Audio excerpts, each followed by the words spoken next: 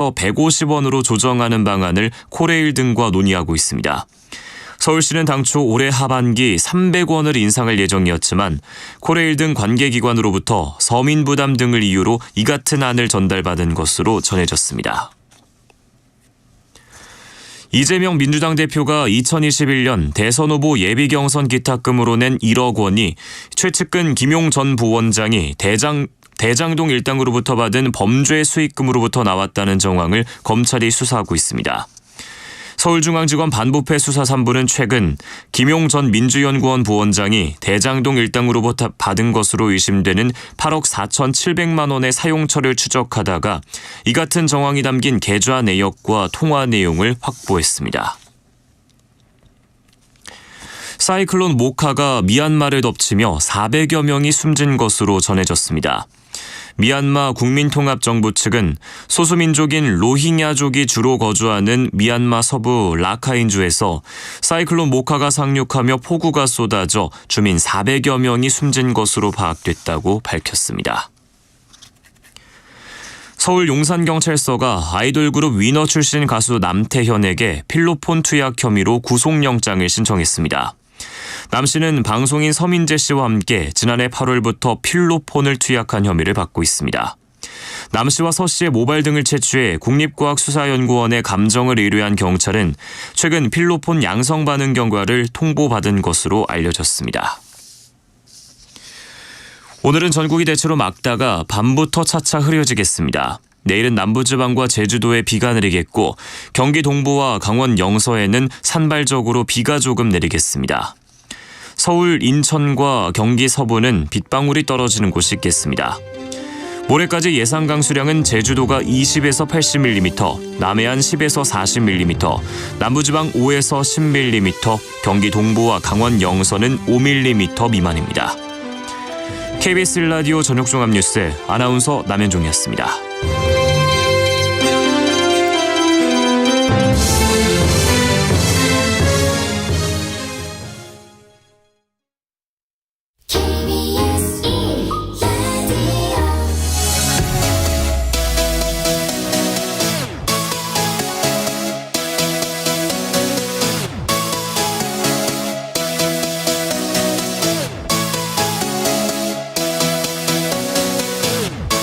KBS 열린 토론.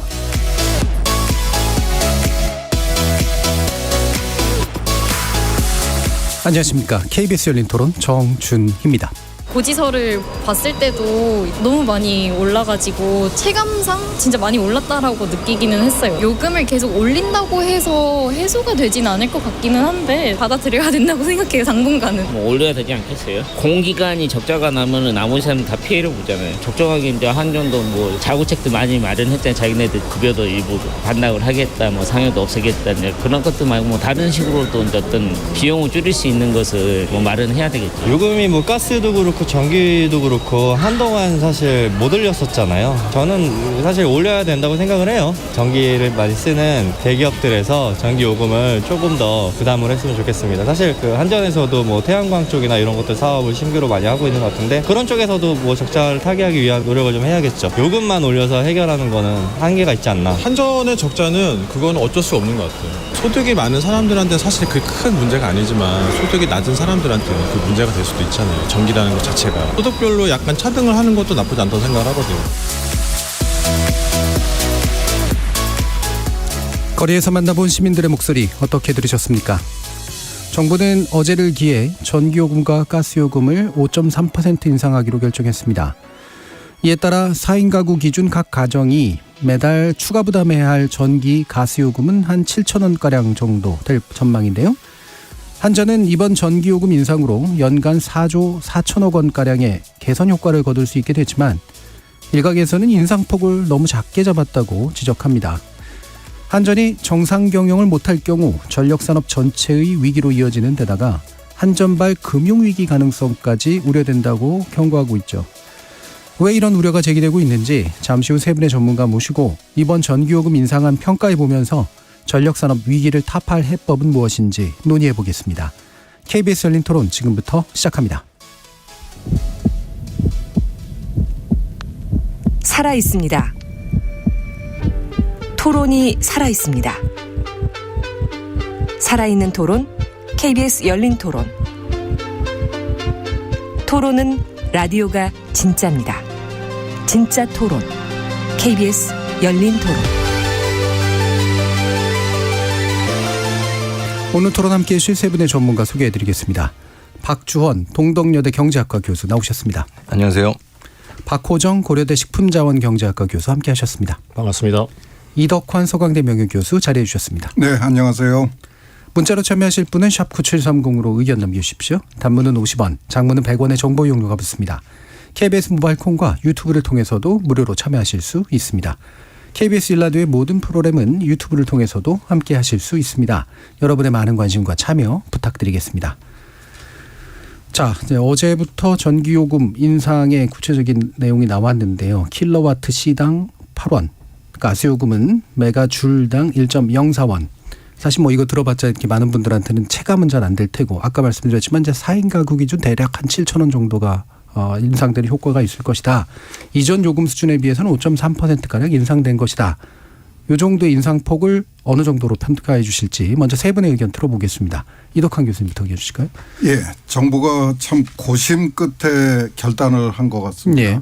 뭐 물가도 걱정을 해야 되고 내년 총선도 예. 걱정해야 되는 상황인데 뭐 한 달여 동안 좀 고민하다가 결국은 올리게 된 것 같아요. 뭐 노력은 가상한데 이 문제 해결에는 아직 턱없이 부족한 거 아닌가 싶습니다.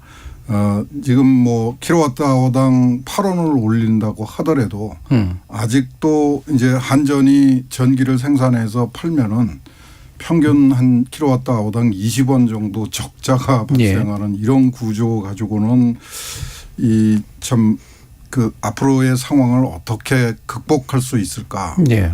참 어려운 상황인 것 같습니다. 예. 그동안에 이제 뭐 한전하고 가스공사도 자구 노력을 한다고 했지만은 많이 늦었죠.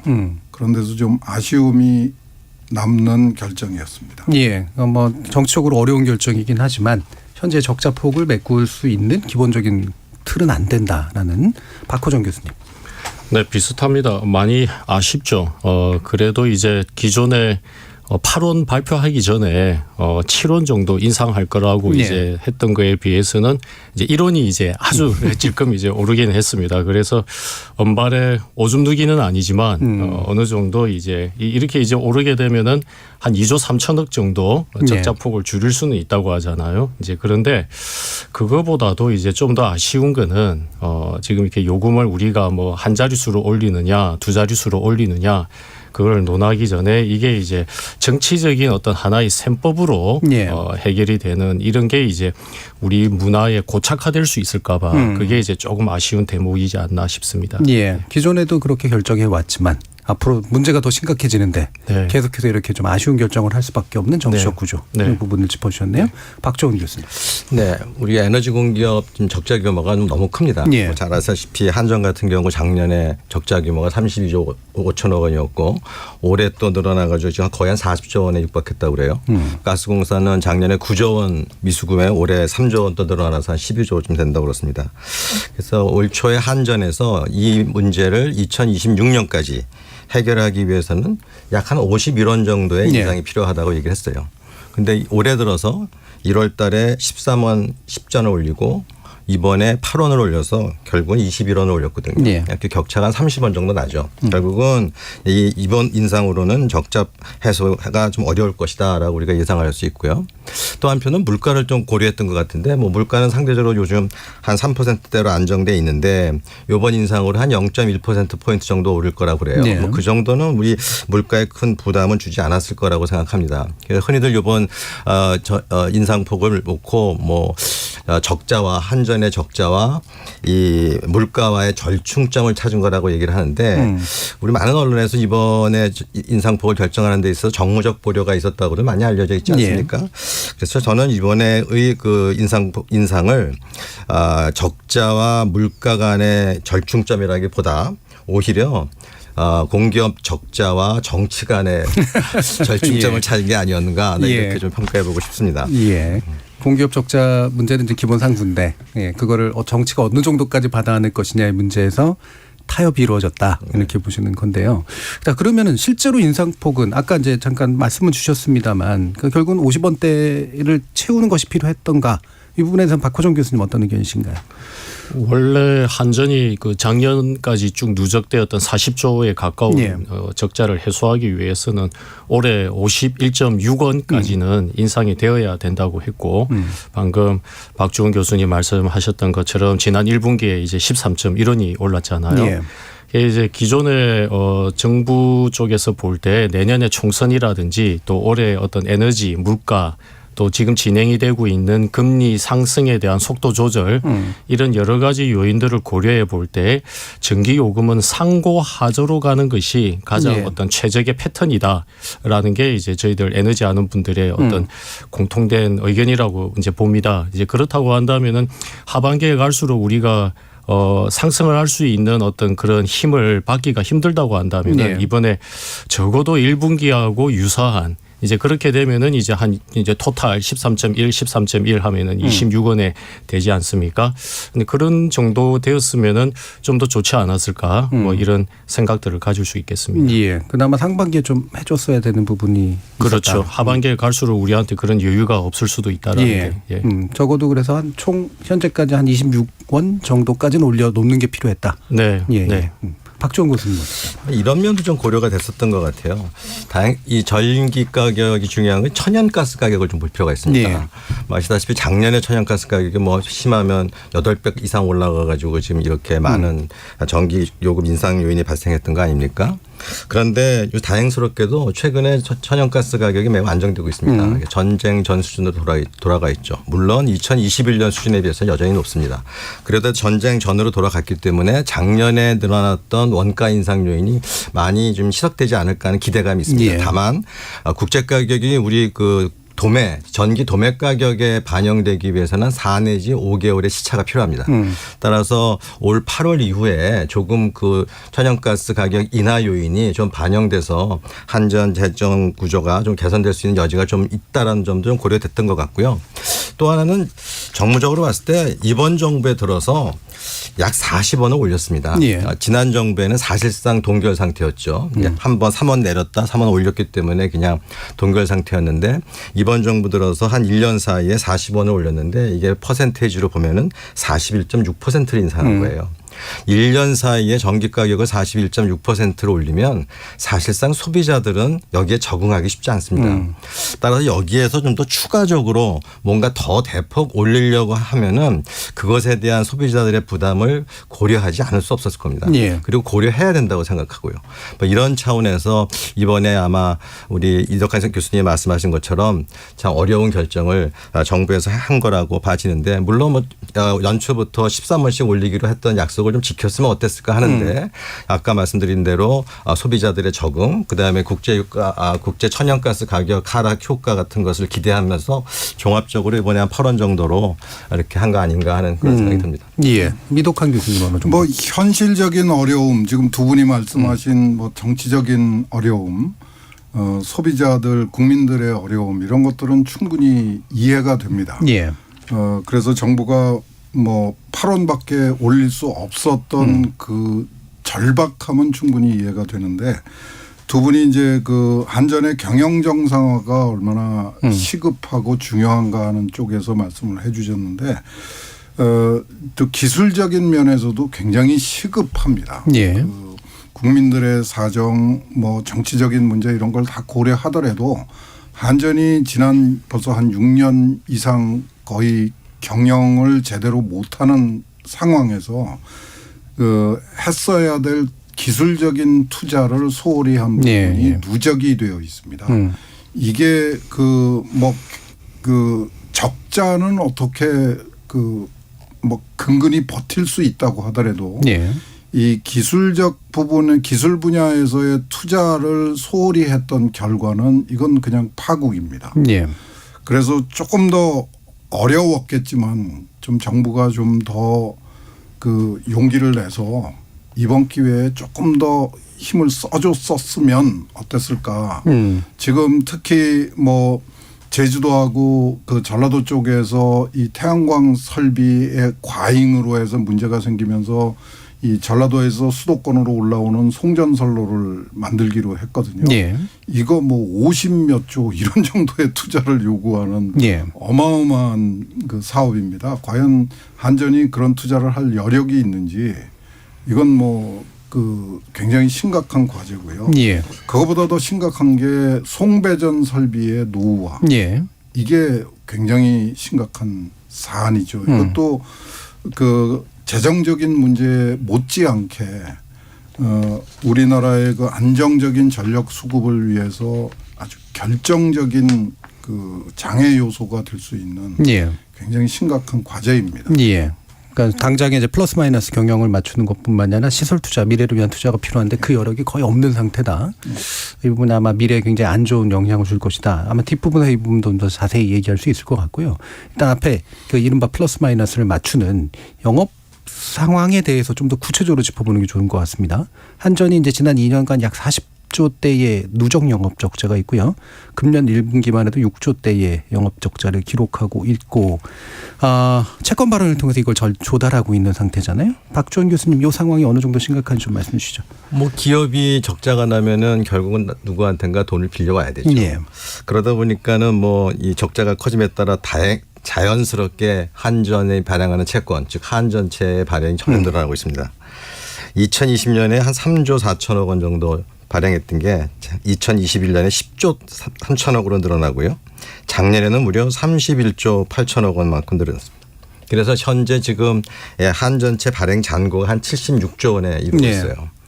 한전이 발행할 수 있는 한전채 발행 한도가 104조 원인데 한 30조 원 정도의 여유밖에 없습니다. 예. 이게 왜 30조 원도 굉장히 큰 돈인데 여유밖에 없다고 말씀을 드리냐면 지금 대체적으로 평균적으로 보면 한전이 하루에 약 1,000억 원씩 한전채를 발행하고 있다고 보면 됩니다. 이로 인해 가지고 지금까지 누적된 한전채로 인해서 하루에 지급해야 될 이자만 40억 원 정도에 이르고 있습니다. 근데 문제는 우리나라가 지금 아까 말씀드린 대로 작년에 31조 8천억 원 정도의 한전채를 발행했는데 우리나라 2021년에 회사채 발행 규모가 46조 정도 됩니다. 그러니까 46조 중에서 31조 원을 한전이 가져갔으니 다른 회사가 가져갈 그 자금이 별로 안 남은 거죠. 그러니까 또 한전은 또 이 트리플 A가 3개 있는 아주 초우량 이 기업이란 말이죠. 그러다 보니 그렇지 않은 기업들이 아마 자금 조달에 상당히 어려움을 겪고 있어서 이 한전채발 저희 구축 효과라고 우리 경제학자들이 말하는데 이런 문제가 발생하지 않을까 좀 우려됩니다. 실례로 찾아봤더니 이번 2월 달에 A등급 회사채 매각 실패 비율이 4.4%였는데 이것이 최근에 26.7%까지 올라왔어요. GS엔텍, 쌍용 CNE 같은 비교적 우량 기업이라고 생각하는 이 기업들조차 회사채 발행에 실패한 것이죠. 여기에 한 걸음 더 나아가서 산업은행이 지금 한전 지분을 32.9%를 가지고 있거든요. 예. 그런데 한전 적자로가 인해 가지고 산업은행의 BIS 비율이 하락하고 있습니다. 그래서 이 문제를 해결하기 위해서 올해 들어 1조 원의 현물 출자와 후순위채 발행까지 했어요. 예. 그런데 이것도 지금 부족해서 어제 보니까 지금 산은에서 1,200억 원 정도의 유상증자를 검토하고 있다고 합니다. 예. 이처럼 한전 적자가 지금 그 적자를 메우기 위한 한전채 발행으로 인해서 우리나라 채권 시장을 흔들어 놓고 또 산업은행까지도 이런 그 재정 건전성을 위협하는 지금 경제 전반으로 이 문제가 퍼져나가는 문제가 있습니다. 따라서 예. 적자를 해결하기 위해서 적정한 수준의 전기요금 인상은 뭐 반드시 필요하고 뭐 그것의 한 일부가 이번에 반영됐다고 봅니다. 예. 그러니까 한전이 채권을 발행하면서 드는 비용도 있고 그게 이제 다른 회사들의 채권 조달을 어렵게 만드는 문제도 있고 이쪽에 이제 산업은행 같이 이렇게 지분을 보유하고 있는 데들이 또 출자해야 되는 그런 여러 가지 문제들이 복합적으로 겹쳐서 한전만의 문제로 끝나지 않는다. 네. 예, 이 부분도 뒤에서 좀 더 자세히 짚을 수 있을 것 같은데 그럼 이 이제 적자 구조라고 하는 게 물론 이제 에너지가가 이제 원가가 상승하다 보니 생기는 문제인데 이거를 또 탄력적으로 대응하지 못할 수밖에 없는 가격 구조에 생기는 문제도 있고요. 이 적자를 해소하기 위한 어떤 노력 이라고 하는 게 구체적으로 어떻게 구성돼야 되는가. 이게 단순히 요금 인상만으로 결정될 문제는 아니라고 보니까요. 이 부분에 대한 세 분의 또 견해를 들어볼게요. 먼저 박호준 교수님 의견 주실까요? 적자를 지금 타개하기 위해 가지고 현재 그 정치권에서 이야기하는 거는 한전의 이제 구조조정이지 예. 않습니까? 이제 한전의 어떤 그런 경영에 대한 합리화 또 효율성 향상 뭐 이런 부분들은 뭐 당연한 거지만은 예. 그게 이제 여러 그 필요 조건 중에 하나일 뿐이라고 그렇겠죠. 봅니다. 예. 그래서 지금 현재는 정말 이제 영마진 형태로 인해 가지고 예. 어느 누가 본다 하더라도 눈에 명확한 그런 어떤 판매 구조에서 생기는 거고요. 그래서 이런 부분들은 세계 다른 주요 선진국에서 볼 수 없는 그런 어떤 전력 시장의 좀 왜곡된 현상이고요. 예. 독일 같은 경우에는 지금 킬로와트 시당 한 500원 정도 되는 거 있었고요. 그래서 이런 과정을 통해 가지고 시장에서는 고통스럽죠.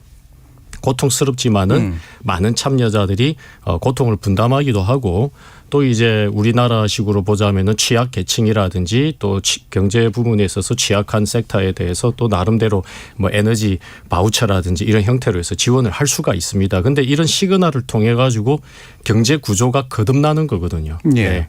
정말 우리가 이러한 내용들로 지금 여러 가지 투자가 진행이 되고 있는데 저탄소라든지 탄소 중립 이건 1, 2년 할 게 아니잖아요. 굉장히 몇십 년 동안 해야 되는 건데 이거를 지금 우리는 이제 굉장히 단기에 그다음에 이제 이 고통은 발전사하고 판매사가 분담을 해라는 거거든요. 그래서 이제 이런 형태로는 시장에서의 다이나믹스 또 신기술 확보 또 새로운 어떤 비즈니스 모델이 나가는데 굉장히 한계가 있습니다. 그래서 저는 전기요금에 대한 계속적인 어떤 논의도 있겠지만 전기요금이 결정되는 이 시장 자체에 대한 이 개선, 예. 즉 한전의 구조조정보다도 이 전력 시장의 가버넌스에 대한 어떤 제도 개선, 그러면서 이제 또 새로운 비즈니스 모델화하는 어떤 그런 여러 가지 벤치마킹 할 수 있는 게 많습니다. 또 이제 여러 가지 또 토론이 또 뒤에 있을 거로 보는데 그런 내용들로 우리가 가야 되지 않을까 생각이 듭니다. 네. 그러니까 근본적으로 가격 결정 구조 자체를 뜯어고치지 않으면 이 적자 문제는 해소될 수 없다. 네. 예. 네. 이덕환 교수님. 예, 뭐 그 한전의 그 경영 개선, 구조 조정, 뭐 그리고 요금 인상 이런 것들은 그 지금 문제를 해결하기 위한 필수 전제 조건입니다. 예. 근데 기술적으로도 한전이 노력해 줘야 될 부분이 있죠. 예. 예. 한전이 구입하는 전기의 단가, 매입 단가는 그 간단하지 않습니다. 원전은 킬로와트아워당 한 60원 정도에서 시작이 되고 LNG나 그 태양광 풍력 같은 거는 그 270, 80원까지 올라 네. 8배 이상 차이가 납니다. 그 8배인가요? 3배, 4배씩 차이가 네. 나는 거죠. 그러니까 지금 한전의 구조조정도 절실하지만은 한전이 소위 말해서 전력 믹스를 아주 그 교묘하게 조절을 해서 그 적자를 줄이는 노력도 굉장히 절실합니다. 예. 그동안에 이제 정부가 탈원전 폐지를 선언을 해왔지만은 그 지난 1년 동안에 사실은 성과가 그렇게 뚜렷하지를 않았습니다. 그 멈춰 세워놨던 그 원전도 제대로 그 복구를 못한 부분이 있고 멀쩡하던 지금 그 원전을 때로 새로 세우는 그 멈춰 세우는 일도 벌어지고 있고요. 예. 완공해 놓은 발전소를 제대로 사용하지 못하는 어려움도 있습니다. 이런 것들을 좀 그 빨리 좀 그야말로 좀 박차를 가해서 그 움직여줘야 되는데 그동안에 뭐 이미 언론에 보도된 부분이지만은 이 한전이 민간 기업이지만은 또 그러면서도 공기업의 특성을 정부의 엄격한 관리에서 헤어나지 못하는 부분이 있는 게 사실이거든요. 예. 그런 면에서 이 산업부의 정말 혁신이 필요한 시점입니다. 예. 그러니까 이런 가격 결정 구조나 뭐 경영 효율성의 문제도 있지만 비싼 전기를 사다가 써가지고 쓸 수밖에 없는 어떤 전력 수급의 구조에도 뭔가 문제가 있다. 그렇죠. 예, 이 부분도 지적을 해주셨고요. 박지원 교수님. 그렇습니다. 뭐 적자를 줄이기 위해서는 가능하면 전기를 싸게 사와서 예. 원가가 반영된 그런 가격으로 파는 게 가장 핵심이 되겠죠. 근데 전기를 싸게 사오기 위해서는 지금 우리 이덕환 교수님 말씀하신 것처럼 비교적 발전 단가가 싼 거로 구성을 해야 되는데 여기서 지난 정부의 그 탈원전의 어떤 에 의한 이 원가 상승 부분을 좀 이야기하지 않을 수가 없는데 일반적으로 우리 탈원전을 하면은 뭐 지난번에 월성 1호기 하나 정도 폐로한 걸로들 많이들 이해를 하는데 그렇지는 않습니다. 사실은 고리 이 신한울 1, 2호기는 다 지어놓고 가동을 못했었고요.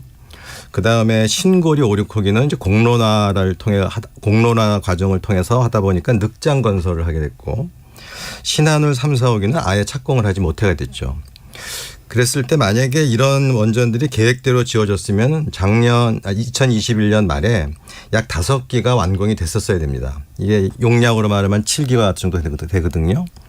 이런 것들이 만약에 이게 기저전원으로 사용하는 거기 때문에 이런 것들이 이용률 80%로 만약에 가동을 했다면 그것만큼 천연가스를 덜 쓸 수 있었겠고 그랬을 때 우리가 추산을 해보면 천연가스 한 800만 톤 정도 1년에 800만 톤 정도를 좀 줄일 수 있었을 것이다라고 이렇게 추산을 해봅니다. 그러니까 이런 것들을 반영을 해서 최근에 국회 입법조사처에서 발표한 탈원전에 의한 손해액을 한번 추산한 결과가 있는데 26조 원 정도로 추산을 했더라고요. 아마 이 26조 원 안에는 천연가스를 더 쓰게 된 부분 뭐 이런 것들이 포함됐다고 봅니다. 바로 이런 것이 한전 경영에 상당히 어려움을 줬을 거다라는 차원이죠.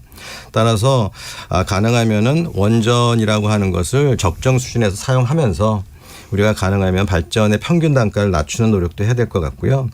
그다음에 이제 가격을 원가에 맞춰서 받아야 되겠죠. 그게 아마 이번 정부 그 국정과제에 있는 원가주의라고 하는 게 그런 걸 말하는 건데 그러니까 가격이 사실은 원가가 높아져서 가격이 인상 요인이 생기면 그때 반영하는 게 제일입니다. 그래야지 사실 또 제일 중요한 건 절약 아니겠습니까? 절약의 핵심은 뭐냐면 가격이 정상적인 시그널을 보낼 때 우리 소비자들이 각자 알아서 절약에 나서게 되기 때문이죠. 따라서 하여튼 적자 문제를 해결하기 위해서는 두 가지 가능하면 믹스를 원전을 많이 늘리자는 것도 아니고 원전을 어느 정도 적정 수준에서 유지해서 발전 단가를 가능한 낮게 유지하고 그리고 가격은 그때 국제 시세를 반영한 원가를 반영한 그런 정상적인 가격 시그널을 보냄으로써 소비자들로 하여금 합리적인 소비 생활을 유도하는 이런 식으로 가야지만 장기적으로 한전의 적자 문제, 전기 시장의 안정화가 이루어질 거라고 생각합니다. 지금 좀 청취자들이 주신 의견 가지고 한번 약간 더 논의를 해보면요. 심경용님은 개인 가정에만 적용되는 누진제도 불공평합니다라는 의견 주셨고 유튜브에서 고한사군자님이 산업용 전기 할인해 주는 것만 없애도 되는 걸 눈치 보느라 못하는 거 아닙니까?라는 의견도 주셨어요. 이게 이제 일반적으로 또 많이 또 퍼져 있는 생각이기 때문에 실제로 기업이 덜 부담하고 가정이 더 부담해서 생기는 문제도 이건 되게 중요한 거 아니냐라는 의견에 대해서는 어떤 얘기가 주실 수 있을지 박호정 교수님 혹시. 가정용 누진 요금제는 이미 이제 한 몇 년 전에 저희들이 개선을 해가지고 그 폭을 이제 3단계로 나눴고요. 그래서 우리나라 누진 요금제는 분명히 이 제도 개선의 필요가 있는 거고요. 왜냐하면은 이 누진 요금제라는 게 그 근본적으로 각 가정에서 얼마나 누적해서 전기를 썼느냐가 자기의 어떤 그 월의 전기 요금을 결정을 하는 거고요. 전체 계통의 수급과는 상관이 없는 겁니다. 그래서 이제 미국이라든지 EU 이런 데에서는 계통상에서의 어떤 수급, 계통 부하에 따라 가지고 이 전기 요금이 들락날락하거든요. 현재 한전이라든지 이제 몇 군데에서 우리나라도 이제 비슷한 제도에 대해서 지금 실험을 하고 있습니다. 그러면은 이제 그게 계시별 요금제라는 거고요. 이 계시별 요금제는 시즌별로도 할 수도 있겠지만 우리가 조금 더 세분화하게 되면은 하루에 뭐 예를 들어서 피크 부하 타임에 전기 요금하고 그다음에 이제 피크가 아닌 시간에 전기 요금을 또 차별화할 수 있거나 이제 이런 제도 그다음에 이제 실시간 요금제 등등을 해가지고 우리가 이제 소비자 선택 요금제라고 하거든요. 그래서 이런 요금제들이 지금 다양하게 지금 연구 중에 있고 지금 일부는 지금 도입이 되고 있습니다. 그래서 누진제에 대한 좀 제도 개선 우리가 좀 기대해 볼 수는 있을 것 같고요. 근데 이제 이런 거 할 때 한전이라든지 또 기타 발전사가 여력이 있어야 하는데 지금 상당히 이제 이 전기 요금이 눌려진 가운데에서 한계선상으로 몰려가 예. 있다라는 게 기타 다른 제도 들어오는 데 있어서도 지금 걸림돌이 될 수가 있다라고 볼 수 있고요. 산업용 전기 요금은 우리가 이제 안반해도 전체 GDP의 한 35% 정도가 산업 섹터에서 이제 발생을 하다 보니까는 우리가 산업용 전기 요금에 대해서 나름대로 혜택이 있는데 이런 전기 요금을 저렴하게 해가지고 산업 쪽 섹터를 계속 활성화한다라는 것은 현 상태로는 이제 한계가 있습니다. 예. 국제적으로 볼 때 우리나라가 전기 요금에 대해서 불공정할 수 있다라는 어떤 그런 이의 제기도 지금 받을 네. 수 있는 상황이라서 좀 더 이제 기업의 내성을 강화시키는 그 어떤 전기 요금에 대해서 전기 요금이 조금 올랐다고 해가지고 기업의 어떤 경쟁력이 도태된다고 한다면 그거는 경쟁력이 없는 거거든요. 예, 예. 그래서 이제 그런 부분에 대해서 내성을 강화해 나갈 수 있는 방향으로 좀 더 기술 인센티브라든지 이런 쪽으로 나가야 되지 않을까 생각을 합니다. 예. 산업용 전기 부분은 개선은 필요하다. 그리고 누진제도 개선은 필요한데 소비자 선택 요금제라든지 다양한 게 이제 앞으로 들어올 것 같다. 예. 이렇게 근데 이제 말씀드릴 수 그거를 있습니다. 지금 하기에는 이제 이 바탕이 좀 일단 너무 망가져 있는 상태다. 네. 예, 예. 네. 박 교수님. 그 누진제는 이런 좀 생각을 좀 하셔야 됩니다. 이제 이 전기라고 하는 것이 이게 생활 필수품적인 요소가 있는가 하면 예. 약간 사치적인 요소가 이게 혼재되어 있습니다. 그러니까 어느 정도 일정 부분까지는 반드시 있어야 되는데 그 이외에 만약에 다 다른 집보다 뭐 대규모로 큰 냉장고를 쓴다거나 이런 거 예. 약간 좀 이제 구분할 필요가 있는 거죠. 뭐 이런 차원에서 우리가 약간 가정용 같은 경우는 누진제라고 하는 것이 어떤 논리적으로 예. 생각해 볼 수 있는데 산업에서 사용하는 전기는 이제 생산 요소거든요. 이 생산 요소이기 때문에 그 산업 각 특성마다 전기가 많이 들어가는 산업도 있고 그렇지 않은 산업이 있기 때문에 이것을 가정용처럼 일률적으로 어떤 누진제를 해가지고 예. 할 수가 없는 그런 구조인 것이죠. 그리고 이제 많은 지적 중에 하나가 왜 산업용이 가정용보다 좀 싸게 받느냐 이런 지적들을 많이 하시는데요. 우리가 왜 대형 슈퍼마켓에 가면 이렇게 대용량으로 파는 거는 소분해서 파는 것보다 싸게 받지 않습니까? 예, 벌크. 비슷한 겁니다. 예. 이게 결국은 산업용으로 보낼 때는 한전에서 이걸 갖다가 고압으로 그냥 보내주거든요. 예. 대용량으로요. 그리고 반면에 가정용으로 할 때는 이걸 갖다가 전압을 낮춰가지고 이게 작게 나눠주기 쪼개서. 때문에 뭐 그런 데서 오는 이 원가상의 차이가 또 분명히 있습니다. 예. 이런 것들이 반영돼서 산업용이 가정용보다는 조금 저렴할 수 있는 거죠. 뭐 전 세계적으로도 봐도 대부분의 국가에서는 산업용 전기가 가정용 전기보다 쌉니다. 예. 예. 우선 누진제에 대해서는요. 누진제는 전력 공급이 넉넉할 적에는 뭐 꼭 필요한가에 대한 의문을 제기할 수 있습니다. 예. 그런데 우리가 지금 다시 올 여름이 그런 상황으로 치달을 것 같은데 전력 공급 여력이 충분치 않을 경우에는 어쩔 수 없이 어디선가 수요를 강제로 줄일 수밖에 없습니다. 예. 그런 어쩔 수 없는 측면이 있다는 거를 좀 말씀을 드리고 싶고요. 그게 예. 얼마나 합리적이고 수용 가능한가에 대해서는 논란이 가능합니다. 그런데 누진제의 필요성에 대해서는 좀 기술적인 다른 측면이 있다는 거를 좀 강조하고 싶고 산업용 전기는 이게 좀 굉장히 안타까운 얘기인데 MB 정권 때부터 이게 마치 산업용 대 가정용의 네. 대립구도 같은 대립구도가 확실하게 자리를 잡아버렸어요. 그래서 지난 한 15년 동안 산업용이 놀랍게도 굉장히 빠른 속도로 인상이 됐습니다. 예. 그래서 지금은 제가 알기로는 이게 전기 요금이 체제라는 게 워낙 복잡해가지고 비교가 그렇게 간단치 않은데 제가 알고 있기로는 지금 현재는 산업용이 가정용보다 더 비싼 걸로 알려져 있습니다. 산업용이 가정용보다 비싼 나라는 찾아보기 어려운 예. 비정상적인 상태고요. 아까 박주원 교수님 말씀하신 것처럼 가정용하고 산업용은 공급 단가가 다를 수밖에 없습니다. 예. 예를 들어서 단독주택은 변압기가 한전에서 관리를 해 주는데 산업용은 변압기를 기업에서 관리를 합니다. 예. 그러니까 기업이 부담이 훨씬 더 큰 거죠. 그만큼을 전력요금에서 깎아줄 수밖에 없는 예. 게 그 원칙인데 그게 제대로 시행이 안 되고 있고요. 한 가지 또 산업용에 대해서 말씀드리고 싶은 게 많은 분들이 오해를 하고 계세요. 그 아까 박주원 교수님이 말씀하신 내용에 포함된 얘기인데 산업용 전기요금을 실제로 납부하는 주체는 기업이 아닙니다. 기업이 그거를 스스로 납부하지 않죠. 소비자들한테 떠넘기게 되죠. 예. 그래서 사실은 왼쪽 주머니에서 낼 돈을 오른쪽 주머니에서 훨씬 더 많이 내는 그 상황에 봉착하게 됩니다. 소비자의 입장에서는. 그러니까 산업용 전기요금을 깎아주는 것이 또는 그 원가를 반영해서 부과하는 것이 이 가정용 전기요금하고 대립하는 구도가 아니라 사실은 그 소비자의 그 부담을 줄여주는 동시에 우리나라의 산업 경쟁력을 높여주는 그 이중적인 그 가치가 있는 제도. 예, 알겠습니다. 자, 그러면 이제 일부 마무리 지면서 이 부분에 대한 논의를 핵심으로 하면 좋을 것 같은데요. 결국 이제 에너지 가격 결정 구조. 아까 거버넌스라는 표현도 이제 나왔었고요. 이게 이제 정치적으로 결정되는 구조다 보니 제대로 된 독립적 논의 구조가 필요하고 원가 상승 요인을 제대로 반영할 수 있는 그리고 소비자들에게 가격 시그널을 줄 수 있는 구조가 필요하다라는 데 대해 대체로 동의하시는 것 같은데 어떤 구조를 제안하실 수 있을지 박호정 교수님 의견 주실까요? 에너지 가격 결정할 때 이제 요즘 논의되고 있는 게 그 독립성을 갖춘 예. 에너지 요금 규제 위원회가 필요하다.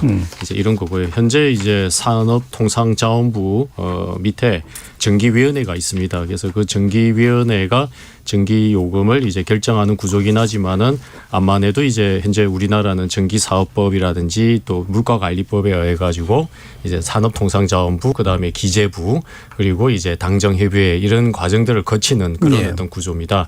그래서 이 부분에서 조금 더 독립성을 갖춘 그런 형태로 해가지고 이제 요금규제위원회가 있어야 된다라는 거고요.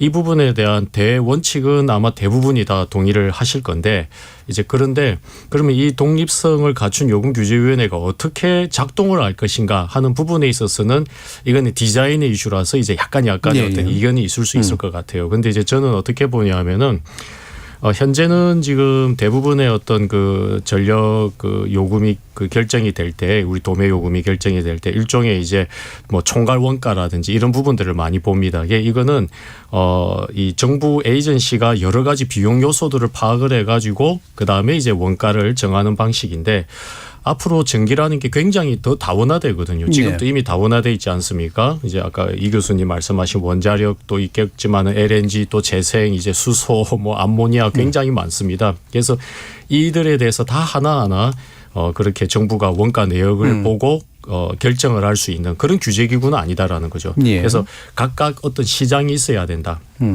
이제 일종의 경쟁 입찰을 통해 가지고 그래서 이제 그런 어떤 그 시장성을 대전제로 한 바탕에서 독립 규제 요금 관련된 기구가 생겨야 되는 거고요. 그러면은 거기에서는 하는 게 이제 뭐냐 하면은 가격의 어떤 공정성, 예, 또 뭐 여러 가지 어떤 뭐 시장의 모니터링 뭐 이런 부분들을 이제 병행해서 수행을 해야 되지 않을까. 그러니까 요약해서 말씀드리자면은 독립된 기구는 있어야 하는데 그것은 시장을 마켓 시장 메커니즘을 바탕으로 해서 그게 이제 있어야 되는 거고 그 기구는 공정성이라든지 시장 감독 기구 뭐 이런 형태로 이제 진행을 금융 쪽으로 보자면은 이제 금융감독원 뭐 또 금통위 이런 이제 관계하고 비슷한 관계로 우리가 좀 묘사를 할 수 있을 것 같아요. 여기서 그러니까 독립성이라는 건 정치적 독립성에 이제 가까운 거고 시장에 대해서 과도한 또 규제력이나 과도한 그 어떤 감시, 억압 뭐 이런 것들은 없어야 되는 그런 거다 이런 의미시네요.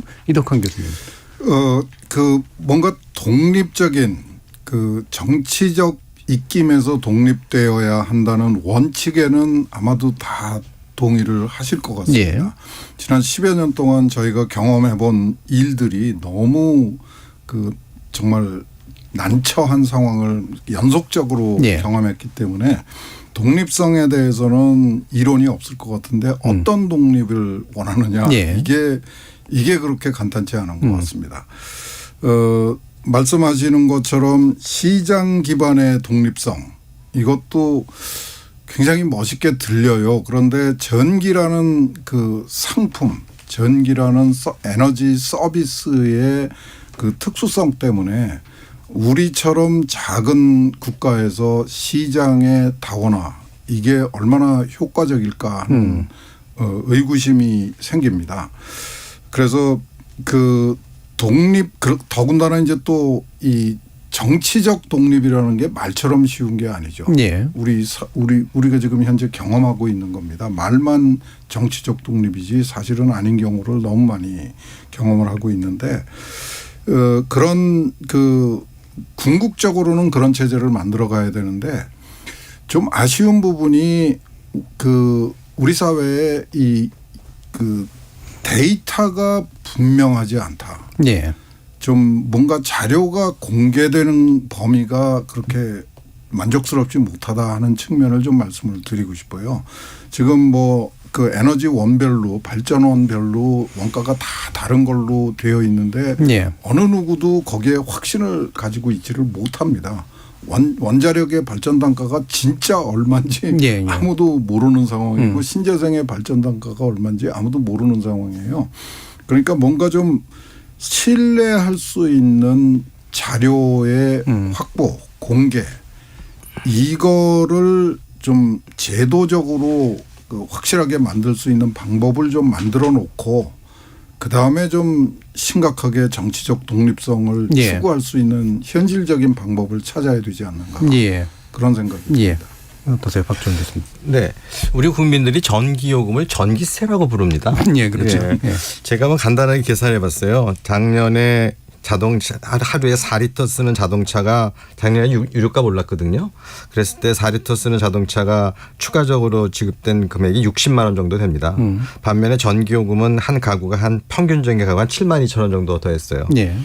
훨씬 더 많죠. 그런데 우리 국민들은 이 유가 오른 거, 휘발유가 오른 것에 대해서는 그렇게 불평이 많지 않습니다. 근데 전기 가격 오른 것에 대해서는 불평이 많거든요. 그 이유가 전기요금을 전기세라고 생각하기 때문이에요.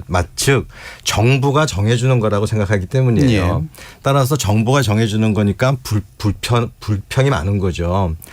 바로 여기에 있습니다. 문제는. 그러니까 우리가 너무 오랜 세월 이 전기 가격을 정치의 영역에 놔두다 보니까 경제 논리가 아닌 정치 논리에 휘둘리고 다른 정책 목표의 정책 수단화가 됐던 게 가장 큰 문제라고 예. 생각합니다. 이 문제를 해결하는 첫 걸음은 두 분이 말씀하신 것처럼 이 전기위원회 더 나아가서는 에너지규제위원회의 독립이 반드시 필요합니다. 그러니까 마치 공정거래위원회가 시장 플러스 독과점 규제를 하듯이 그런 독립적인 규제기관이 나타나서 전기요금을 정치로부터 떼어내는 작업 이것부터 해야 된다고 생각합니다. 예, 알겠습니다. 자, 1부 논의를 통해서 지금 한전이 맡고 있는 이제 적자 구조의 심각성 그리고 현재 이제 정부가 결정 내린 요금 인상의 적절성 문제 가지고 집중적으로 좀 토론을 해야 봤는데요. 이어지는 2부에서 미래지향적인 에너지 정책을 위해서 또 어떤 고민들을 해야 되는가 좀 더 자세히 논의해 보도록 하겠습니다. 청취자 여러분들이 보내신 문자 들어보고 가죠. 정의진 문자 캐스터. 네, 지금까지 여러분이 보내주신 문자들 소개합니다. 2967님. 팔면 팔수록 많이 적자나는 구조. 더 늦기 전에 바로 잡아야 합니다. 원전 해체 작업에도 많은 자금이 들어간다고 하던데 미리 자금도 확보할 겸 하반기에도 전기요금은 적정 수준으로 올려야 합니다. 더불어 전기를 생산하는 지역은 할인하고 먼 지역은 더 올리는 등 다양한 대안들을 모색할 때라 여겨집니다 해주셨고요. 8356님. 찔끔찔끔 올려봤자 원가에 못 미치는 가격으로 팔면 계속 적자겠죠. 원가를 반영한 가격으로 하고 취약계층에는 에너지 바우처를 제공하는 게 단순셈법에 맞는 거라고 봅니다. 3961님. 발전은 민간기업이 하고 한전은 민간기업이 발전한 전기를 판매만 합니다. 민간기업에 비싸게 사서 싸게 판매하니 적자가 날 수밖에요. 민간 발전기업은 코로나 시기에 최대 흑자를 기록했습니다. 이 흑자가 한전의 적자로 그대로 이어집니다. 한전의 적자는 대부분 이명박 정부 민영화의 산물입니다. 2479님. 전기요금은 원가 상승에 따라 계속 올려야 하는 게 당연하죠. 지난 5년 동안 찔끔 소폭 올리니 문제 아닙니까? 라고 보내주셨네요. 네, KBS 열린 토론. 이 시간은 영상으로도 생중계하고 있습니다. 유튜브에 들어가셔서 KBS 1라디오 또는 KBS 열린 토론을 검색하시면 지금 바로 토론하는 모습 보실 수 있습니다. 방송을 듣고 계신 여러분이 시민논객입니다. 계속해서 청취자 여러분들의 날카로운 시선과 의견 보내주세요. 지금까지 문자캐스터 정의진이었습니다. 토론은 치열해도 판단은 냉정하게. 복잡한 세상을 바꾸는 첫걸음은 의외로 단순할지도 모릅니다. 평일 저녁 7시 20분 당신을 바꾸는 질문.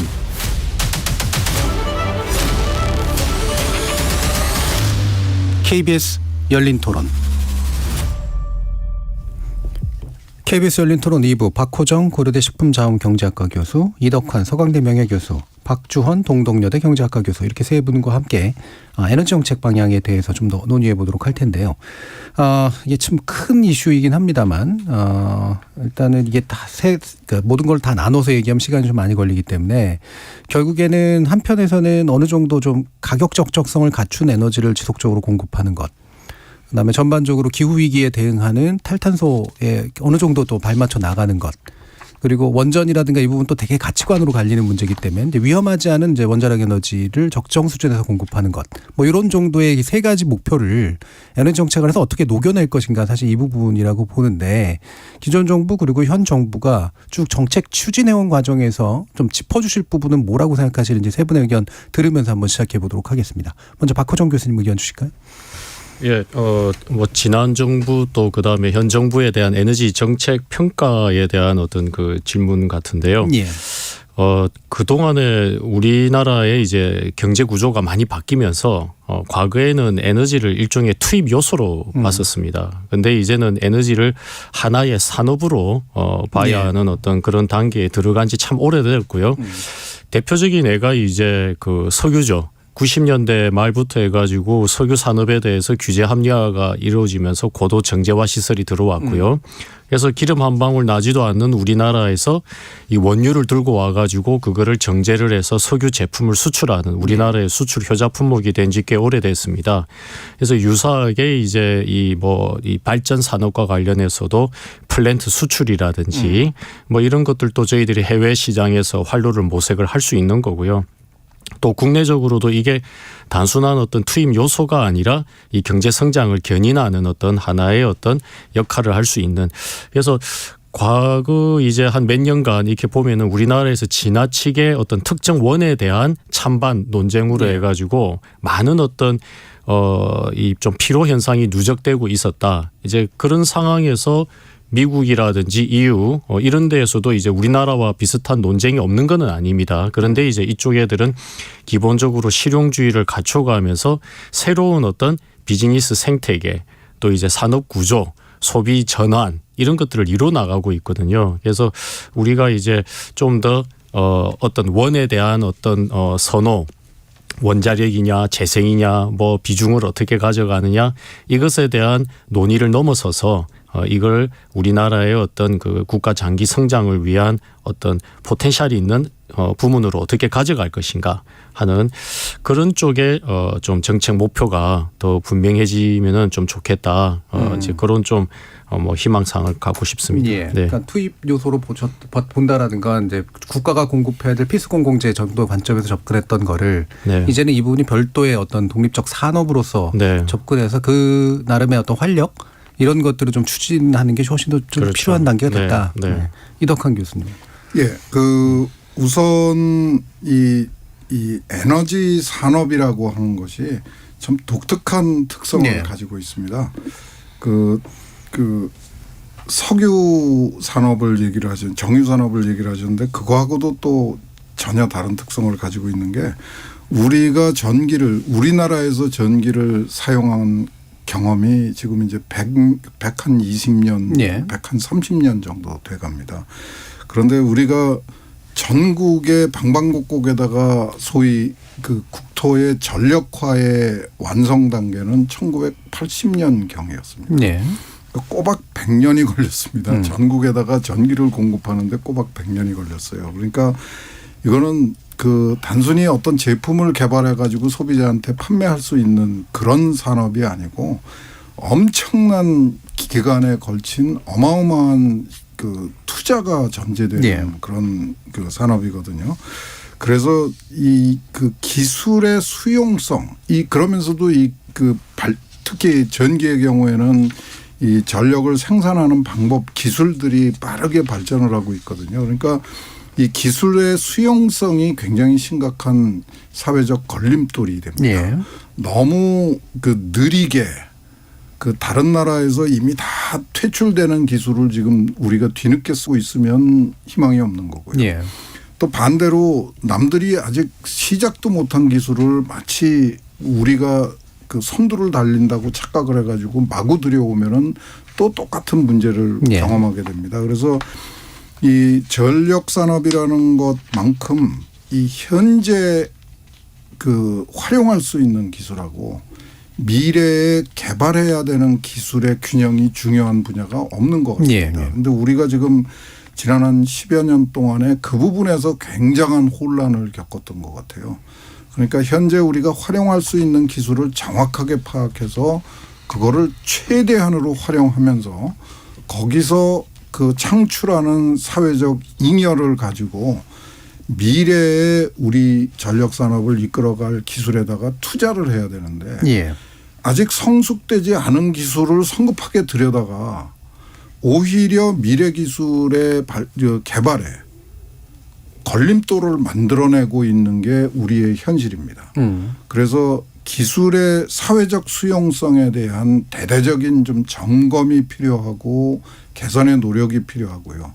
그다음에 무엇보다도 전기를 생산하는 거는 절대로 공짜가 아닙니다. 예. 깨끗하고 안전한 전력 생산 기술은 없습니다.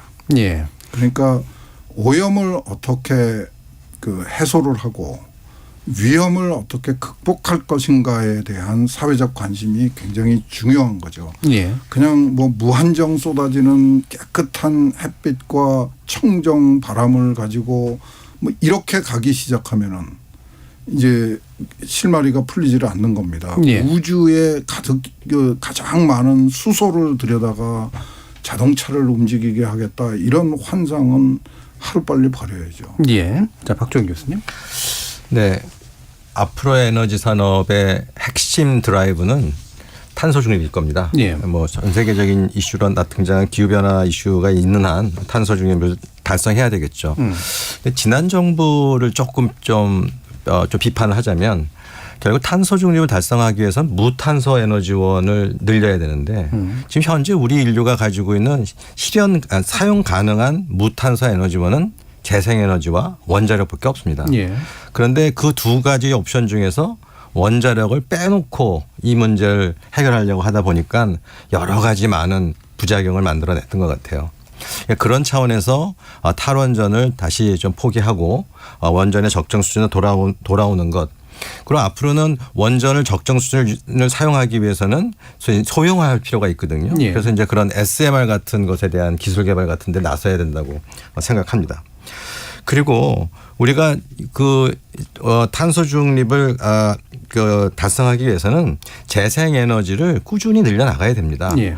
다만 이번 정부에서 지난 정부가 앞으로 매년 9기가 정도씩 늘려나가는 걸 한 5.5기가 정도로 낮추는 그런 걸 해서 실현 가능성을 높였다는 측면이 있는데 그럼에도 불구하고 재생에너지 비중은 점점 높아져야 됩니다. 예.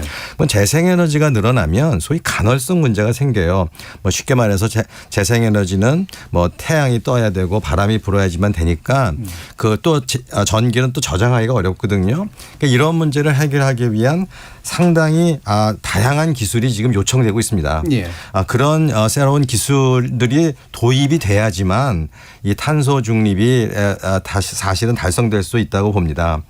그런데 그런 기술들이 아직까지는 현실화 안 되는 게 사실이거든요. 그래서 그런 차원에서 아까 이덕환 교수님 말씀하신 것처럼 우리의 R&D 역량을 그런 탄소 중립에 대한 미래 기술에 우리가 집중하는 그런 R&D 정책을 피는 것을 병행하는 것이 또 우리 에너지 산업을 키우는 하나의 길이라고 생각합니다. 예. 그리고 이렇게 재생에너지가 많아지면은요. 과거에는 사실은 발전 기업이 몇 개 안 됐습니다. 근데 지금은 이제 재생에너지가 보편화되고 고도화되면서 지금 전국적으로 발전 회사의 숫자가 수만 개는 될 겁니다.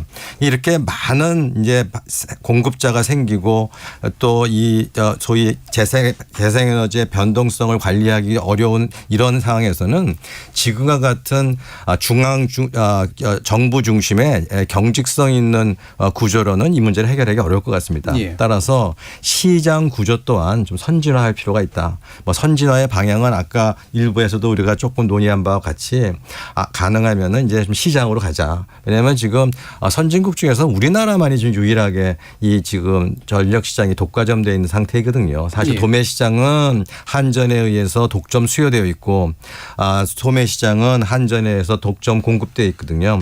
그러니까 이런 구조 가지고는 앞으로 펼쳐질 탄소 중립 시대를 맞이하기 어렵다. 그러기 위해서는 우리가 시장 또한 좀 시장화하는 그런 구조 개편에 나서야지만 앞으로 우리 에너지 분야가 발전할 수 있을 거라고 생각합니다. 예. 그럼 아까도 이제 뭐 이덕환 교수님도 말씀 주셨지만 뭐 전력 내지 에너지는 현실이라 싸고 깨끗하고 안전한 세 가지를 완전하게 충족시켜주는 이상은 없다. 결국은 현실의 어떤 거칠거칠함을 반영할 수밖에 없는 거다.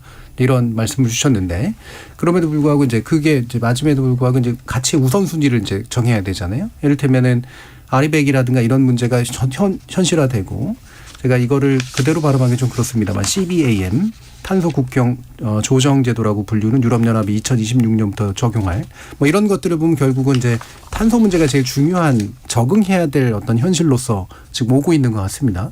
이 부분이 이제 과연 우리가 받아 안으면서 나갈 수 있는 상태인가? 여기에 대한 점검도 좀 필요한 텐데요. 이 부분 박호종 교수님 먼저 좀 의견을 주실까요? 예, 그 탄소 국경 조정제라든지 이제 아리백 이거는 이제 소위 포스트 WTO에서 예. 저탄소를 키워드로 하는 신통상 라운드라고 그렇죠. 이제 저는 진단을 예. 하고 있습니다.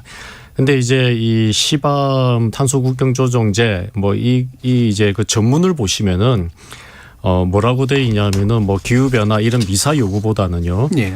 탄소 누출을 막겠다. 즉 EU에 있는 EU 역내에 있는 기업들이 EU 역외로 이전을 하는 것을 막기 위해서 다른 국가에서 수입이 되는 이제 특히 이제 철강이라든지 뭐 등등 이런 쪽에 탄소세를 부과하겠다라는 예. 거거든요. 즉 EU 또는 이제 미국의 IRA가 지금 기치로 내걸고 있는 거는 자국 산업을 보다 더 저탄소 산업에 대해서 해외로부터의 다른 산업의 어떤 그런 도전에서 보호를 해주고 예. 더 육성을 하겠다라는 어떤 그런 취지입니다.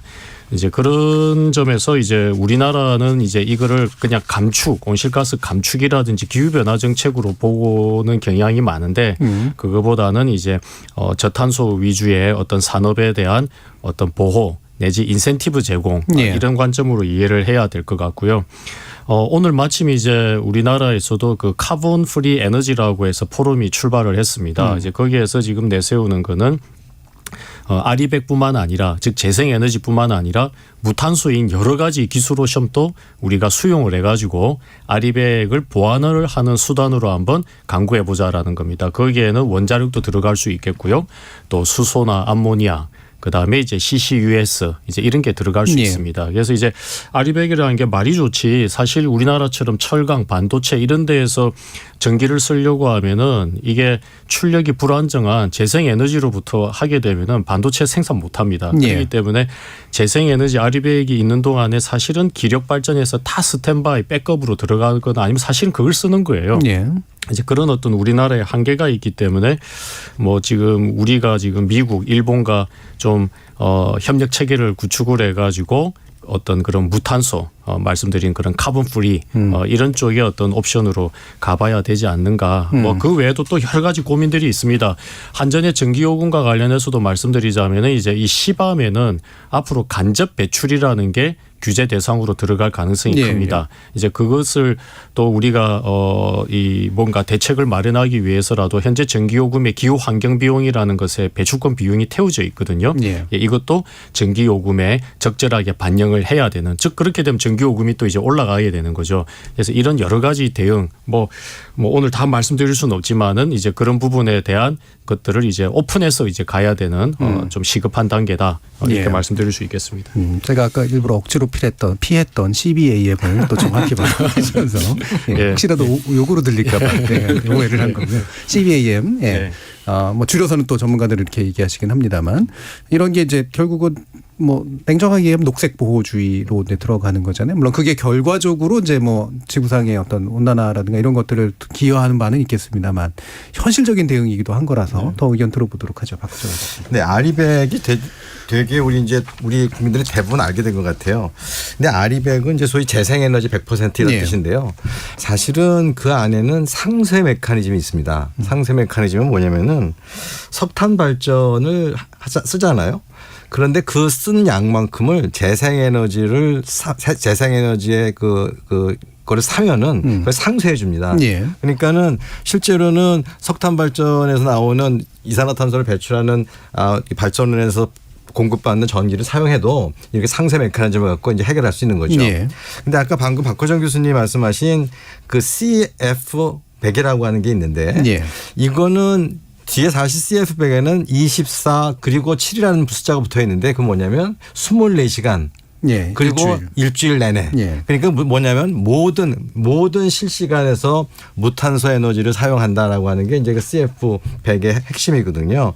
사실 그렇다면은 아리백도 결국은 탄소 중립을 달성하기 위한 하나의 수단으로 우리가 네. 이해를 한다면 그걸 굳이 재생에너지로 국한시킬 필요는 없지 않느냐라는 예. 차원에서 CF100이라고 하는 것이 우리 실정에 좀 맞지 않는가라는 생각이 들어요. 특히 많은 전문가들이 평가하기를 우리나라는 재생에너지에 상당히 불리하다고 그래요. 뭐 일조량도 부족하고 바람의 양과 질 모두 부족하다고 그래요.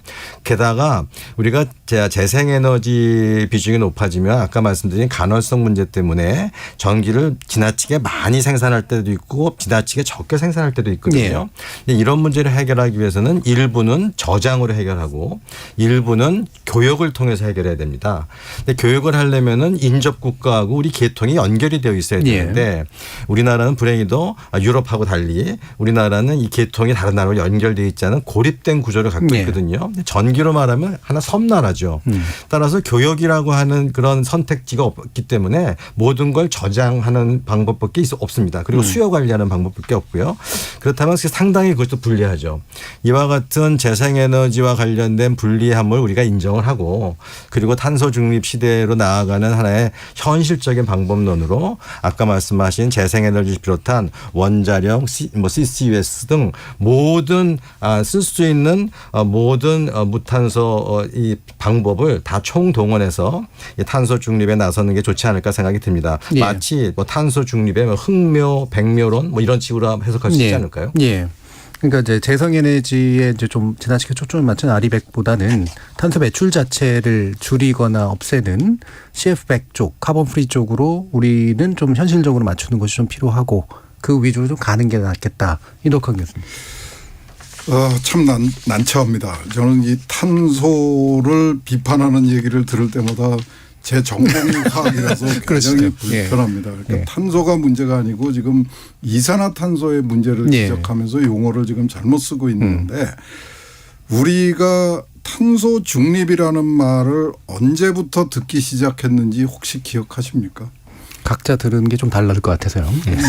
우리 사회에서 탄소 중립이 언론에 본격적으로 등장하기 시작한 거는 2020년 10월 21일입니다. 문재인 대통령이 국회에서 시정연설을 하면서 느닷없이 이제부터 탄소 중립으로 간다라고 선언. 그 얘기는 그 전부터도 있었으니까요. 탄소 중립. 그건 우리 사회에서 국정 의제 아젠다로 탄소 중립을 듣게 된 거는 2020년이 처음이었습니다. 그동안에 그 문재인 정부가 주장하던 그 탈원전을 새로 포장하기 위한 거였죠.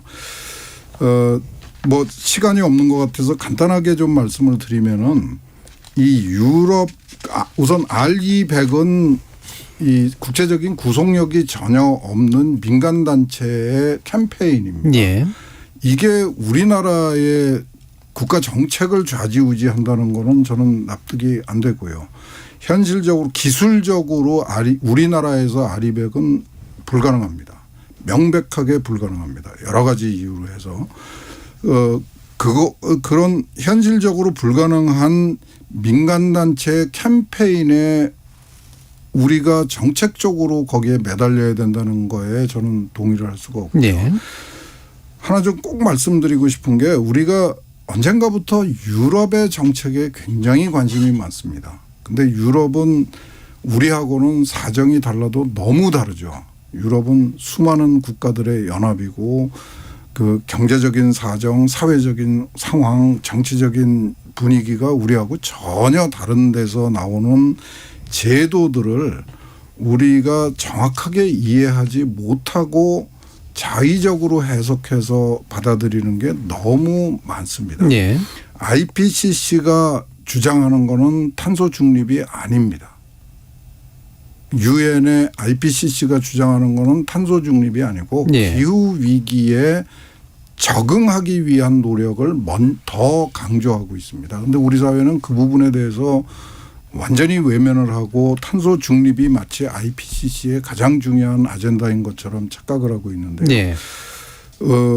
그 국제적인 노력에 동참하는 거는 굉장히 중요합니다. 우리가 절대 외면할 수 없는 노력인데 이 에너지 문제는 현실의 문제입니다. 우리가 그 달성할 수 없는 일, 우리가 추구할 수 없는 과제를 하겠다고 나서는 어리석음은 철저하게 경계해야 됩니다. 그 부분 이해가 가는데 예를 들면 유럽의 정책 그대로 가져오는 게 아니라 유럽에 수출을 하려면 적응해야 되는 것들도 있는 거잖아요. 그 부분에 대해서 예를 들어서 그 탄소 국경 조정 제도의 내용도 목적도 그렇고 내용도 그렇고 우리가 여기서 이렇게 얘기하는 것처럼 그렇게 단순하지가 않습니다. 굉장히 복잡한 그 의미를 담고 있는데 예를 들어서 그 환경부에서 밀어붙이고 있는 그 유해물질 관리 제도 이런 것도 그 유럽의 제도를 흉내낸 건데 그 이 유럽에서 그런 제도를 시행하게 된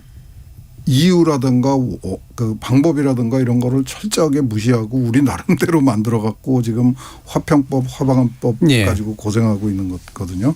지금 탄소 국경 제도, 국경 조정 제도도 우리가 지금 얘기하고 있는 것보다 훨씬 더 복잡하고 난해한 제도입니다. 그래서 훨씬 더 심각하게 들여다보고 우리가 선택적으로 그 추진해야 될 일, 경계해야 될 일을 구분할 필요가 있습니다. 교수님, 근데 그 아리백이 뭐 우리나라에서 현실적으로 100% 불가능하다는 거는 뭐 조금 좀 다시 한번 볼 부분이 있는 것 같아요. 뭐 아리백이라고 하는 것이 우리나라에는 모든 경제 주체가 아리백을 달성하라는 게 아니니까 그러니까 아리백을 달성하는 기업들이 이제 있는 거죠. 근데 그 기업들이 아리백을 달성해야 된다면 우리나라 안에서 그 아리백을 달성할 수 있을 만큼의 리뉴어블 에너지를 우리가 확보하면 그런 기업들이 아리백을 달성할 수 있는 여지는 있는 거죠. 근데 다만 아까도 말씀드렸듯이 이러저러한 재생에너지의 잠재력이 워낙 작기 때문에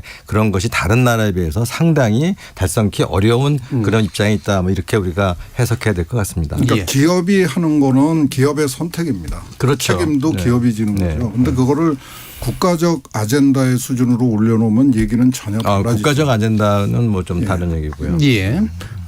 지금 뭐 나눌 얘기들이 좀 많습니다만 이제 마무리 발언을 하실 때가 돼가지고요. 아쉬운 부분들이 좀 여러 가지가 있긴 한데 예를 들면 개통 문제 아까 강조해 주셨던 그다음에 인구 감소에 대한 대응 문제부터 해서 대처해야 될 것들이 굉장히 많은데 지금 한전 위기에서 시작된 우리의 논의가 에너지 정책 차원에서 어떤 결실로까지 이어져야 되는가에서 짧은 시간이나마 한 30-40초 정도씩 마무리 강조하실 부분들을 얘기를 좀 들어보도록 하죠. 30-40초.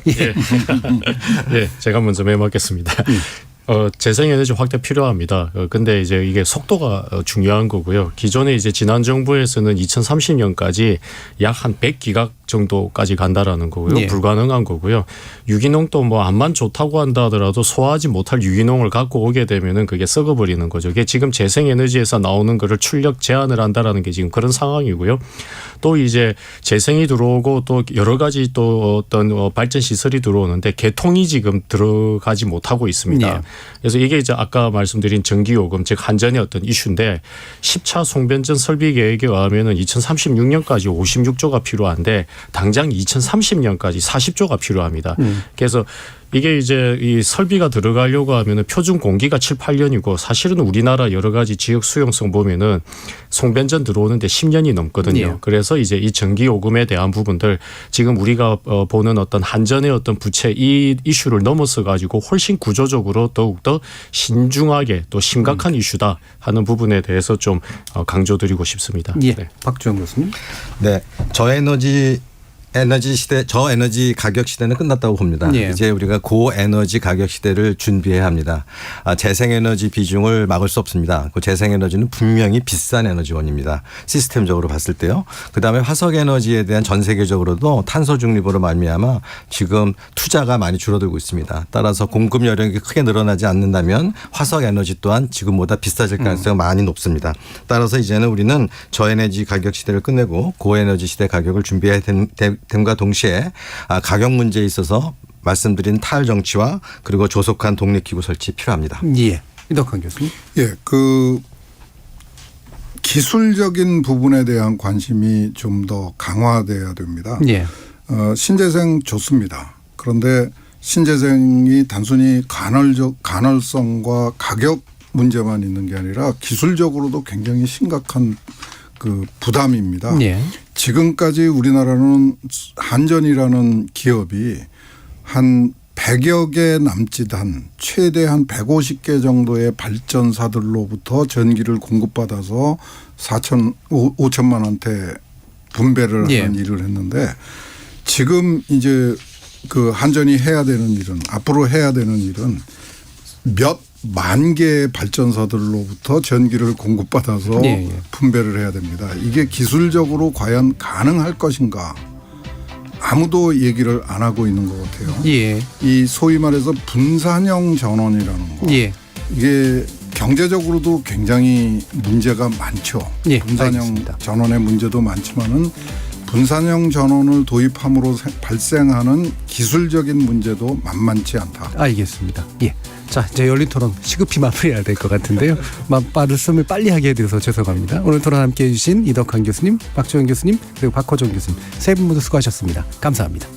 감사합니다. 지금까지 KBS 열린 토론 정준이었습니다.